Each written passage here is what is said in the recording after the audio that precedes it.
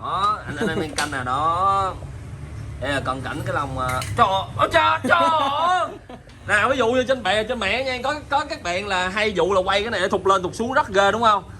Mình chỉ nói hỏi các bạn câu là các bạn có ráp hết cái nồi vô như anh David tới em chưa, hay là các bạn chỉ là bỏ cái lòng với lại cái trái vô thôi, chưa bỏ bạc. Cái này là anh David tới em là bỏ bạc vô luôn rồi nè, mà ráp hết nguyên cái nồi luôn nè. Cái đó quan trọng, còn nhiều anh á chưa bắn hết nồi nhông tạ rồi vô bỏ quay rồi quay lên quay xuống thấy rất là ghê đúng không? Còn anh David tới em ý ảnh ở đây là nói là tao bắn nguyên cái nồi qua lăng đầu vô luôn nè, mà quay nè, thấy không, nhẹ không đó, ảnh là cái lóc cá ảnh ở đó đó. Rồi chào mọi người nha.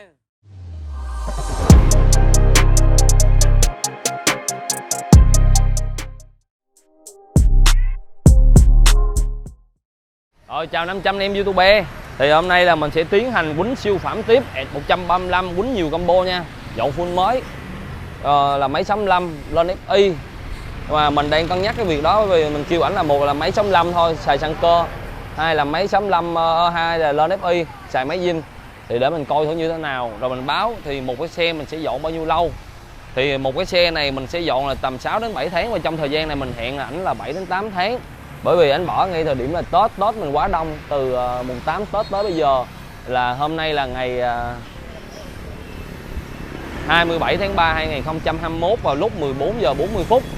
Thì bây giờ mình bắt đầu mình đụng tới xe ảnh được. Thì bây giờ là em trai bộ phận camera xin em quay hết cái mặt trước, quýnh mặt sau, quay cặn kẽ chậm chậm từng chi tiết để coi cái xe ảnh nó cũ như thế nào, nó xấu như thế nào, rồi sau đó mình sẽ phục hồi lại nguyên trạng của nó. Đó, thì bây giờ là mình sẽ quay cho anh em cận cảnh, rồi quay xuống phục dưới, quay con heo, quay cái vị thắng. Và cái xe này là có thể là một cái xe kỷ niệm của ảnh á, cho nên là ảnh muốn là dành hết tất cả những cái gì tốt nhất và tâm huyết nhất cho cái xe của mình. Rồi em trai thể quay qua đây. Xe này thì cái việc mà nó cũ hoặc nó xấu mình không bàn tới, bởi vì mình chỉ biết nhiệm vụ mình là hoàn thành tốt được cái xe cho nó đẹp long lanh trở lại, nó xinh tươi trở lại và nó chạy ngon nhẹ trở lại đó. Và quay con phần heo đồ ăn sau luôn. Thì xe này đang đi cặp bánh mâm da Z, mà hình như là cặp bánh mâm da Z phay luôn á. Rồi bắt đầu quay em chậm đây, bô bọng được một hết rồi, thì tất cả những cái chi tiết này mình sẽ trả lại hết cho ảnh. Nói chung xe này để mình coi mình dọn xong thì sẽ ra bao nhiêu tiền cho các bạn coi ha. Đó. Rồi em trai quay xuống này cho anh, quay xuống này nè, là xe ảnh cái cốt này là người ta hàng luôn nè. Bơi quay em đây qua, đây nè. Thấy được cái đầu cốt á, nó gãy cốt hay gì người ta hàng chết cái đó vô luôn rồi. Đó, thì bây giờ mình xin tiến hành mình mở dàn áo ra, với lại xe này cũng có dọc chơi vui đồ một vài lần, ví dụ như sơn dàn áo lại, làm ốc ép lại. Thì giờ mình tiến hành mở dàn áo ra nha. Chào 500 em của em. Rồi thì giờ xe này mình tiến hành mình mở hết dàn áo ra, mình quay cho anh em coi bên trong hơn. Xe này thì nó cũ quá rồi đó, và phù phiết rồi cũng hư hết. Thì bây giờ là mình sẽ tiến hành mình trả ra hết toàn bộ, và mình sẽ sơn xi rã dọn mua phụ tùng mới. Và những cái xe này á thì hầu như là mình mua hết là 80 đến 90% phụ tùng cho những cái xe này. Bởi vì khi mà anh em thấy những cái xe này thì nó không còn gì để mất nữa, nó quá cũ. Nhưng mà có một số chi tiết như là ốc vinh á mình không thể nào mua lại được, thì mình nên tận dụng lại những cái ốc trên xe, cho nên nó mới có vấn đề là mình lấy đồ cũ mình xi lại đó các bạn. Và xe này chủ xe là có rớt đầu rờ ấy hay gì đó, để lấy mình chạy máy ra mình coi thử xe này phải đen cái máy 57 trong đây không. Rồi bữa anh có dặn mình mà mình không nhớ. Đó. Ốc ép bát trên điện sườn đi luôn. Rồi chào 500 em YouTube ha. Mình tiến hành mình đã xem ra. Em nghe anh. Thay anh. Đó, mấy cái bát này là kia ở trên sàn con đồ á. Mấy cái dây này lấy ra cái là khó biến ráp lại lắm, cho nên là ông này ông biến ráp lại ông để luôn nè. Rồi chào 500 em YouTube, đây là cái bãi chiến trường sau khi mà mình rã cái ET 65169 ra. Đó thì bây giờ mình sẽ chọn ra là những cái đồ nào mình cần giữ lại, những cái đồ nào mà mình sẽ bỏ đi cho xe ET này, và đồ đẹp cũ hay ấy đồ là mình sẽ bỏ hết. Rồi chào 500 em YouTube, đây là đội ngũ rất là chuyên nghiệp, bên em đang xử lý rửa đồ, rửa máy cho xe cho 35 dọn mới của anh Toàn lên FI. Đó, đây là anh David tí em, thì ảnh rất là chuyên nghiệp, ảnh mới trong buồng bộ phụ khoa anh ra cho nên anh có được một cặp bao tay. Còn đây là anh Nguyên bán than thì phụ trách chắc là con heo vào trước heo vào sau. Còn đây là anh Tinh bán dừa đang phụ trách chăm lóc. Còn đây anh Danh thì anh Danh anh mới đi dắt sữa dơ trên Đà Lạt giờ nên anh cũng có một cặp bao tay rất là VIP. Đó, nói chung mỗi người mỗi khâu hết. Em cái bật rửa xà bông, rửa mà chừng nào nó mới như đồ mới thì hơn. Rồi chào mọi người nha. Chào 500 em YouTube, thì bây giờ hôm nay là mình sẽ tiến hành ráp siêu phẩm E135 lên FI và dọn mới full toàn bộ. Thì xe này mình sẽ tiến hành là dọn mới hết tất cả, làm máy lên FI và mình lên dàn áo LC 135 Malaysia luôn. Thì đây là phụ tùng mà mình tạm thời mình mua để mà dựng được cái dàn chân đứng lên, bởi vì xe này mua quá nhiều phụ tùng. Thì như các bạn đã thấy mình tháo xe này ra là nó không còn gì để mất và rất xấu. Thì bây giờ camera có thể quay cho anh em thấy là cái sườn nè, mình đã xử lý lại rất là chuẩn và đẹp ha. Từ màu sơn, nước sơn và từng con ốc mình đã xử lý lại. Thì mình bắt buộc mình phải dựng lên vậy để mà cho nó gọn bớt và nó không có bị chặt cái tiệm của mình, bởi vì đồ xe này quá nhiều. Đó, em trai đi chậm chậm thôi em trai. Rồi ốc cổ đồ là siết ngay ngắn này các bạn. Đó, thấy rất là đẹp hơn, siết hai con là vô một cái.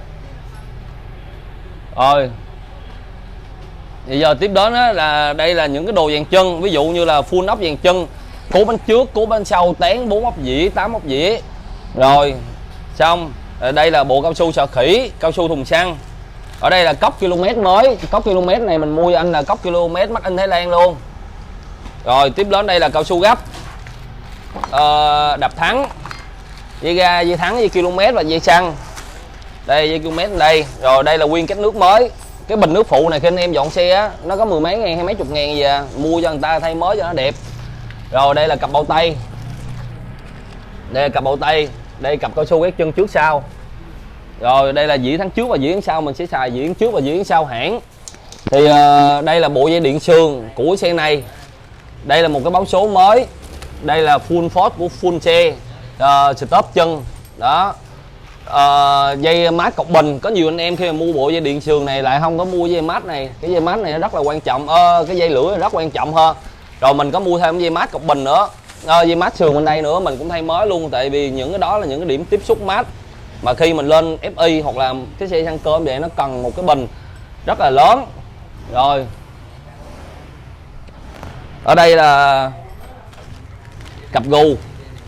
Rồi còn ở đây là bộ dây điện đó mà mình lên FI nè, bộ dây điện nè, bơm xăng nè, kim phun nè, dắt sạc nè, sạc 150 nè, dây bơm xăng nè, qua lăng nè, lửa nè, để mà bộ đây là bộ để mình lên FI.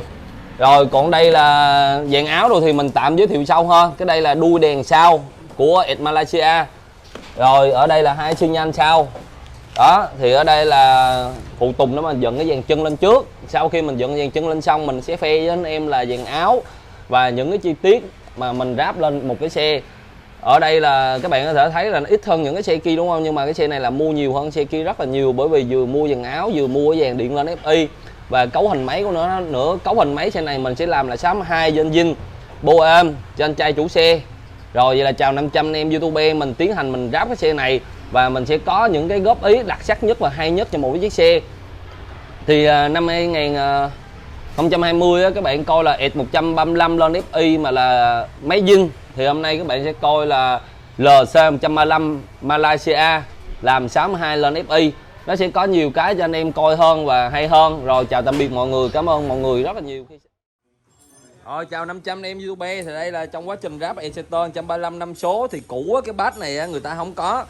Đó, cái phe này nè thì người ta không có. Những cái chi tiết mà nhỏ nhỏ vậy thì ít khi nào mà mình làm quay cho anh em coi đúng không, nhưng mà những cái này là giúp cái xe các bạn đi ngon hơn. Nếu không có phe này thì đi lâu nó dở hư bố, nó lắc con heo nữa.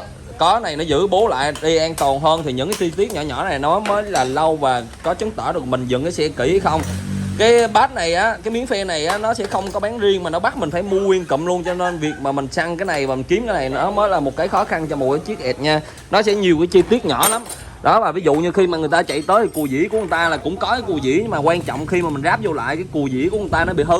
Đó, nó lỏng lưng bật đèn thì bắt buộc luôn mình phải thay một cái cùi dĩ mới nè, cùi dĩ này mới nè, còn cùi dĩ của người ta lỏng lưng bật đèn không thể nào mà mình sử dụng lại được hết, mình phải thay cùi dĩ mới cho người ta thì đi nó mới ngon. Và sau này khi lên sắm hai cái máy nó cũng vậy, nó đảm bảo an toàn nữa. Rồi chào mọi người.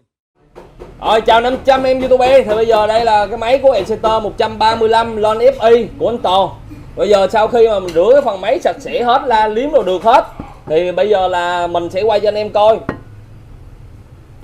Thì như các bạn đã thấy á, thì cái gì cũng vậy, cái gì nó cũng lên ngôi. Ví dụ năm nay á, và năm trước á, lên ngôi Covid-19 nó hoành hành, thì năm nay á, là năm của anh David tụi em anh lên ngôi.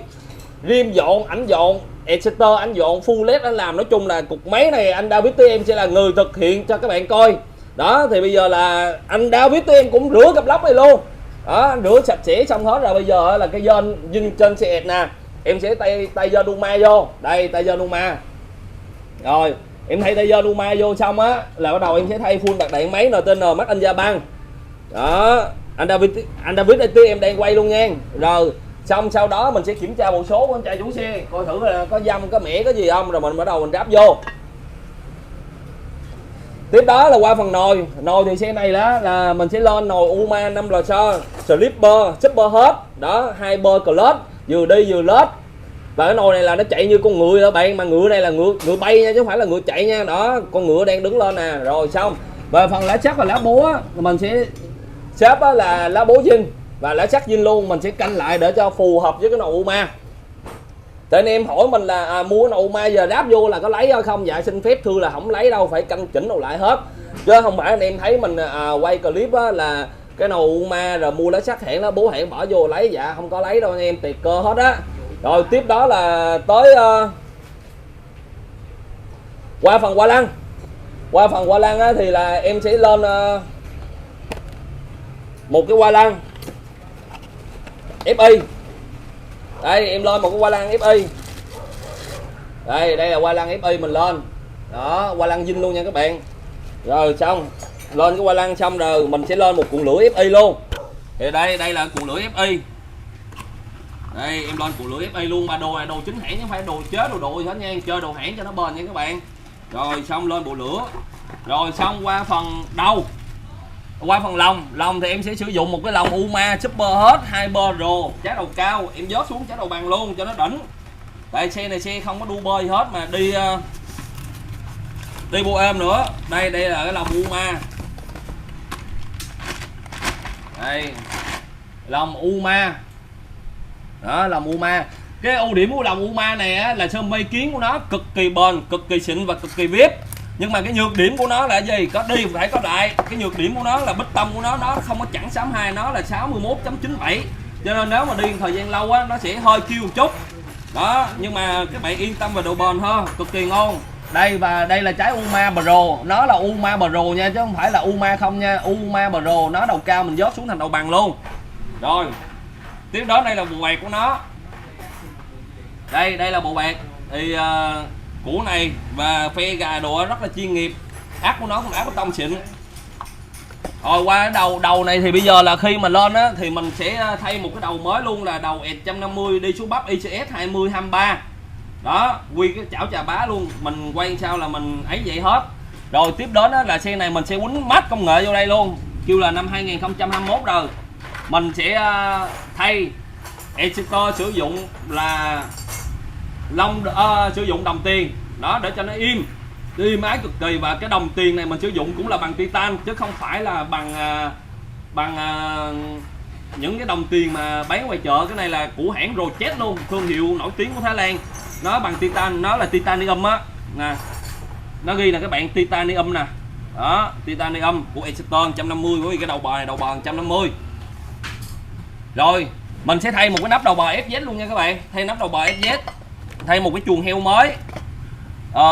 Camera tới đây. Đây là bộ dây điện FI, bơm xăng FI. Đó, đây là bộ dây điện và bơm xăng FI của phần máy để riêng qua đây. Đây là dây chuyển sạc qua sạc 150. Đây là bộ cần Ticon. Bởi vì bộ cần Ticon này đi thì nó sẽ bền hơn là bộ cần Ticon hãng. Mình sẽ thay một sợi sinh cam mới, sinh mới, phối số bắp mới, phối bơm nước mới. Đây là bộ là xe đầu. bộ lò xo đầu này xài bộ lò xo đầu là càng nặng càng tốt. Đó, cứ quýnh nặng vô rồi chừng nào tà đầu xuống bắp là biết rồi roll phốt rồi là thấy hết rồi. Chào 500 em YouTube tiến hành ráp máy. Anh em nhớ mùa này anh em mà qua tiệm đồ mà bỏ xe làm á, nhớ đeo khẩu trang là để xe lại nha, tại vì mùa này đây mùa dịch, anh em để xe lại, anh em đi về làm xong anh em qua lấy xe. Rồi chào mọi người.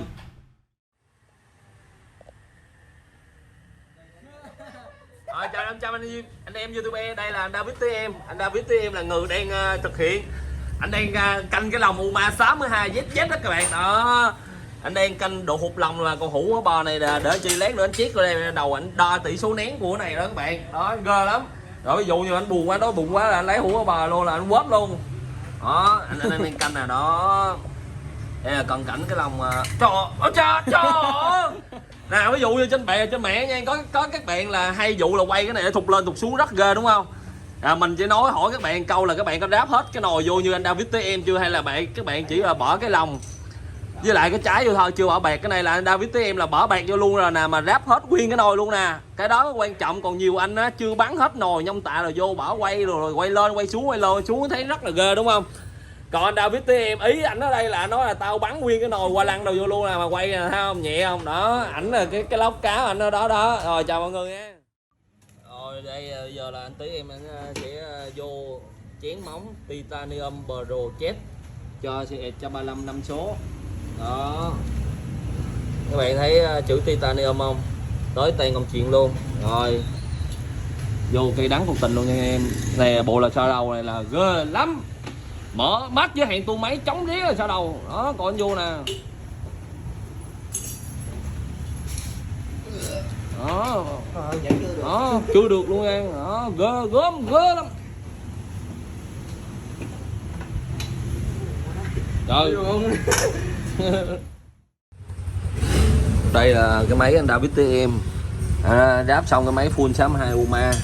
Thì sau khi mà ráp á thì cái dĩa đề của nó các bạn, đây là dĩa đề nè, mình phải kiểm tra từ đầu luôn, bởi vì xe dọn mà, thì cái dĩa đề này nè nó bị khuyết nặng vô đây, nó móp luôn thì nó sẽ không ngon, thì mình sẽ thay bằng một cái dĩa đề mới. Sẽ đây em trai đưa dĩa đề cũ đây để so sánh. Rồi đó, thì cái dĩa đề này nó bị móp mà móp sâu luôn ha chỗ này. Đó, thì mình sẽ thay bằng một cái dĩa đề mới. Thì cái này á, cái phần này nó sẽ không có móp, thì mình bấm đề nó ngon trơn được. Và mình sẽ lên một cái xén này ra luôn, mình sẽ lên một ổ bi đề độ 6 bi luôn, thì nó sẽ mạnh hơn và nó an toàn hơn. Đó, giống như là nó sẽ có 6 bi, nó giúp cho các bạn đề ổn định hơn. Rồi mình sẽ lên thêm một cục đề độ cho xe này nữa. Đây là cái hoa lăng FI của anh trai. Rồi chào mọi người. Bây giờ là mình tiến hành lên FI cho xe 135 nè. Mình sử dụng cái sensor này là mình sử dụng sensor hãng luôn nha các bạn. Sensor hãng này rất là mắc tiền. Tại sao mình phải lựa chọn sensor hãng này? Bởi vì cái độ bền của nó sẽ có lý do của nó, mà trong hãng nó bán một cái sensor này mắc tiền bởi vì nó là của Denso và nó sẽ có độ bền riêng của nó. Giống như cái này cũng vậy, cảm biến nhiệt nè. Cảm biến nhiệt này là mình mua made in Thái Lan luôn, nó rất là quan trọng. Cái này thì hiện tại là đồ lô, nói chung là kêu là đồ lô cũng không đúng, đồ ngoài chợ người ta bán rất là nhiều, nhưng mà mình vẫn lựa chọn là một cái chính hãng.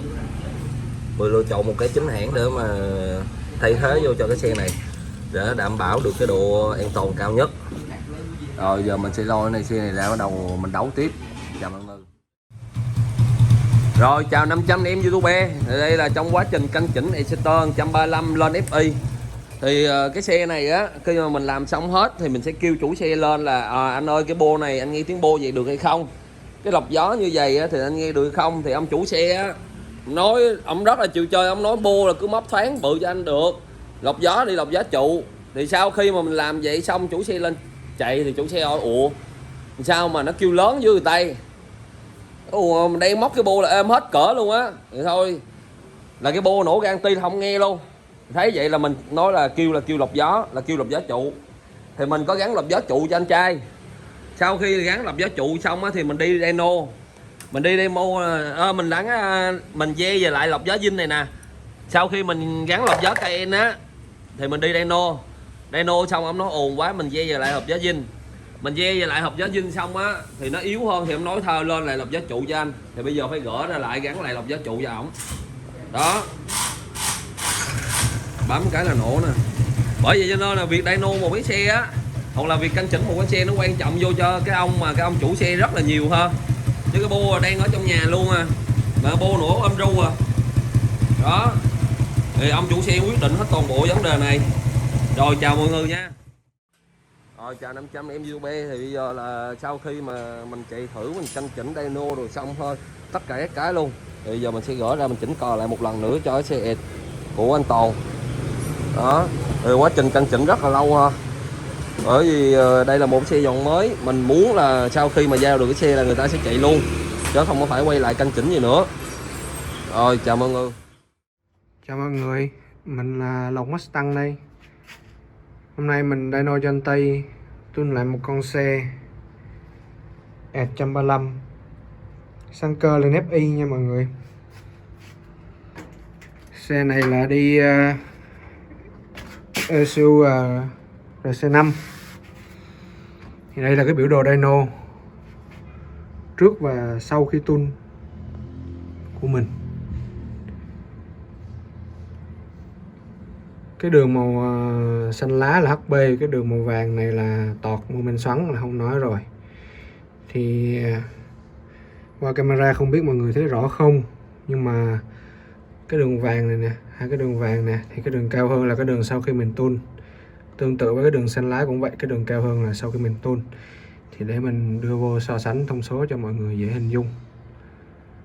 Đây,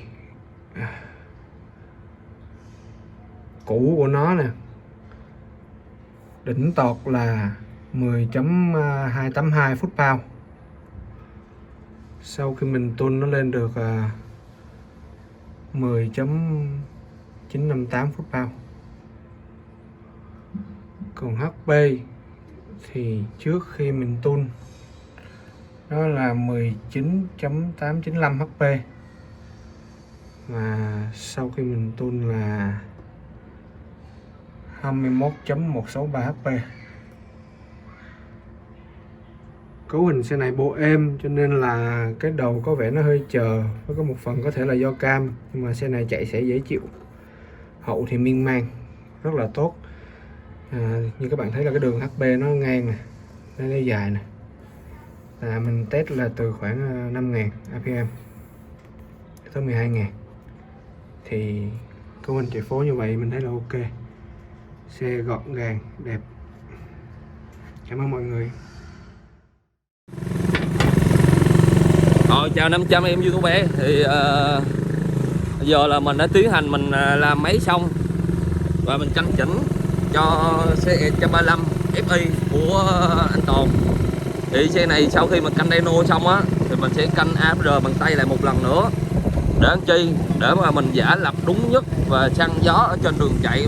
Và ví dụ như ở đây là vấn đề là mình chạy ở ngoài đường mà xe này là xe 135 xăng cơ mà lên FI mà mình chạy một tay á, thì thực sự là việc xăng cộ sẽ rất là khó nha. Nếu mà không chuẩn, xăng cộ không chuẩn thì không bao giờ bạn chạy được một tay vậy, nó hụt nó tắt máy luôn đó. Thì mình cố tình mình chạy một tay vậy để cho các bạn thấy là xăng nó tròn, bởi vì nếu các bạn mà xăng cộ không tròn không bao giờ các bạn chạy một tay gì được hết, và nó hụt cái xe. Còn này là xăng cộ rất là tròn ha. Rồi tắt máy luôn nè, không tắt được luôn, hay quá. Ông nợ xe thôi ban vô làm chi. Rồi vậy thôi, giờ ổng không tắt tới lượt tôi tắt ha.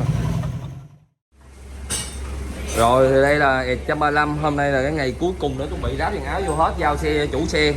Thì đâu anh Tí lật đầu bò lên. Đây là dàn hơi khi mà mình canh xăng kết hợp với đô bằng tay và canh xăng chạy ngoài đường.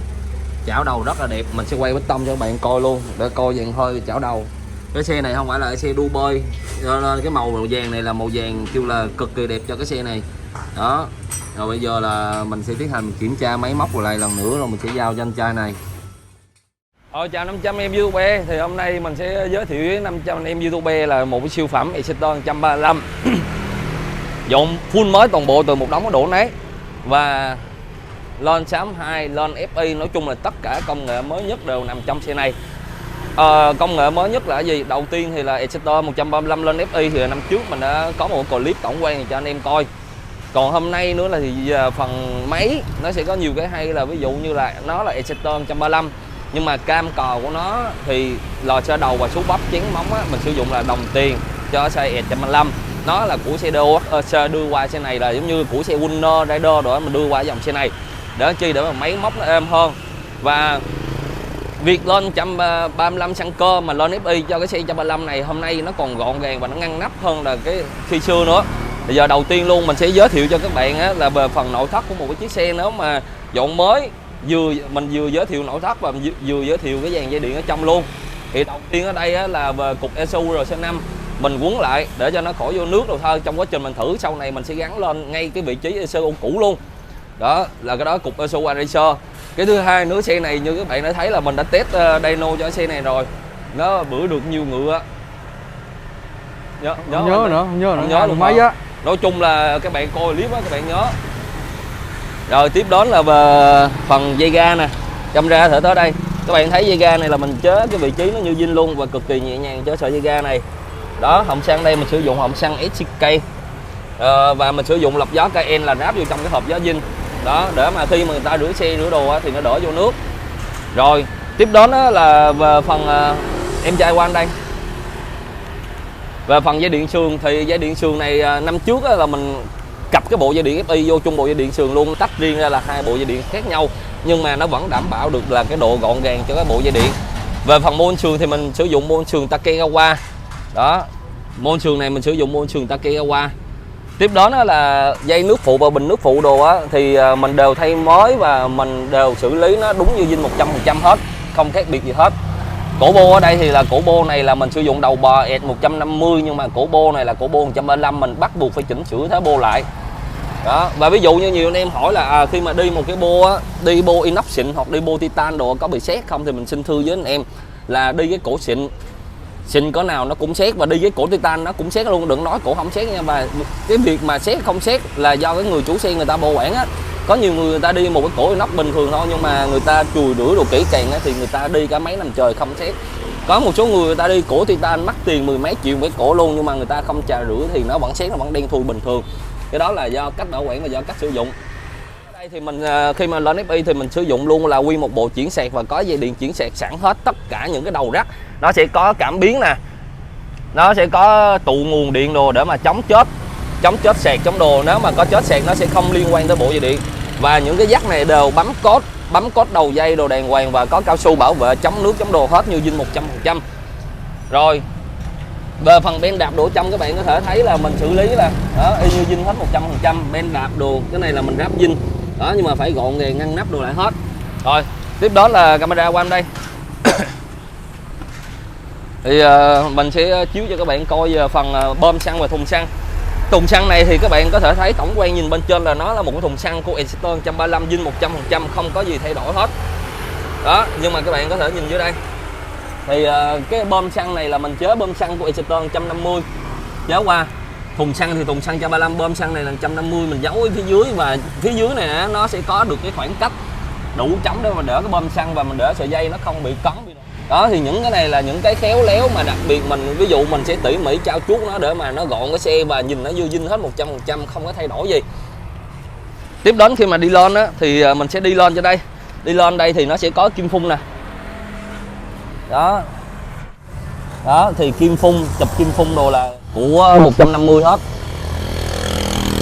Đó, nói chung là ráp như zin hết 100%. Rồi tiếp đến á là về phần ở đây là phần cấu hình máy. Cấu hình máy thì mình sẽ sử dụng là lòng UMA 62. Đầu này là đầu gia công lại, và đầu bò đồ là mình rửa sạch sẽ, nước nhôm nước đồ là nhìn như zin hết. Đó, kết hợp rất là hài hòa những cái con ốc từ nè, các bạn nhìn bắt đầu tổng thể từ đây, dây điện sườn, dây thắng, dây ga, dây e, tất cả mọi thứ đó đều như zin. Tới bắt đầu một màu nước sơn của sườn đẹp long lanh. Thì ví dụ như đây là một cái xe dọn mới và mình có nâng cấp nó lên thành cấu hình 62 Bohem và mình nâng cấp nó lên làm FI nữa thì bắt buộc luôn là phải gọn cực kỳ. phải gọn từng cái đường dây, từng con ốc, và tất cả phải mới hết, sạch sẽ đồ cho người ta. Tiếp đến á là ở đây các bạn có thể thấy là cái trống thì mình sẽ giới thiệu về cây phục sau và cái bọc xích này luôn. Thì bọc xích này là bọc xích zin của E135. Đó, bọc xích này bọc xích zin của E135, mà mình bỏ bớt cái dây bát đồ là mình xử lý mình cắt hết. Nếu mà mình ráp cái bọc xích zin của 135, cái ưu điểm của nó và cái sườn phải là cái sườn 135 mới được nha. Thì ưu điểm của nó thì nó sẽ che không có cho bụi vô trong cái phuộc này. Đó, thì ưu điểm của nó sẽ che không có cho bụi và sình đất khi mình chạy nó văng vô cái phuộc này.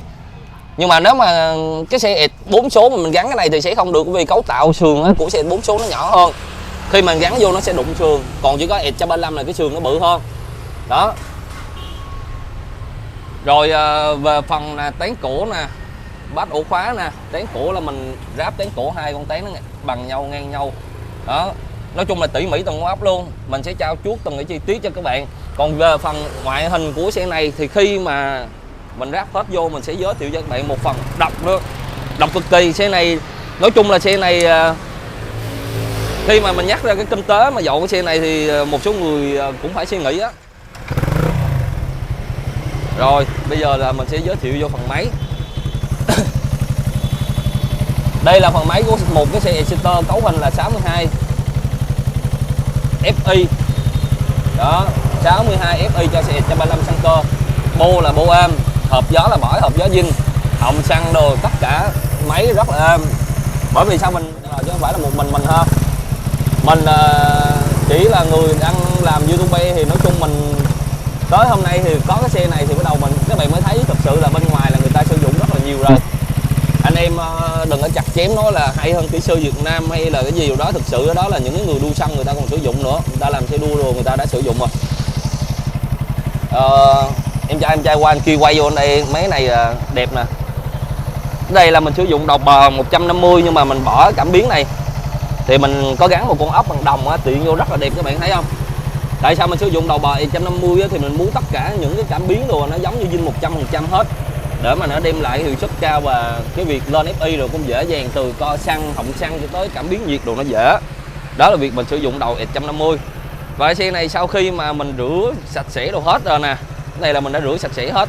Bữa giờ mình chạy thử mình dyno đồ xong rồi mình canh đồ xong. Thì xe này nói thẳng luôn, xe này xe 62 nên mình đóng cái cổ này cũng hơi nặng. Để chi? Để mà chủ xe người ta khi mà chạy tốc độ cao nó sẽ đầm cái xe nó không bị sàn lắc. Đó là những gì mà mình muốn gửi đến các bạn về phần nội thất ở trong. Nếu mà anh em nào mà muốn tìm hiểu kỹ hơn thì có thể theo dõi kênh của Điển, sẽ có những cái xe mà mình làm máy á. Nói chung là nhiều cái xe mình làm máy lắm, thì các bạn sẽ hiểu rõ hơn về phần máy móc rồi mình ráp, hoặc là những cái cấu hình mà lên FI như thế này. Rồi chào tạm biệt mọi người, bây giờ mình về mình ráp dàn áo hết và mình sẽ review với các bạn một cái hay nhất về Exciter 135 dỗ mới full toàn bộ từ A đến Z. Chào mọi người.